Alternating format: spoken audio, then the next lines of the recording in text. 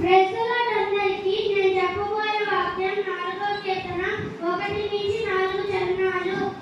నా నీతికి ఆధారముకు దేవా, నేను మొరపెట్టినప్పుడు నాకు ఉత్తరమిమ్ము. ఇరుకులో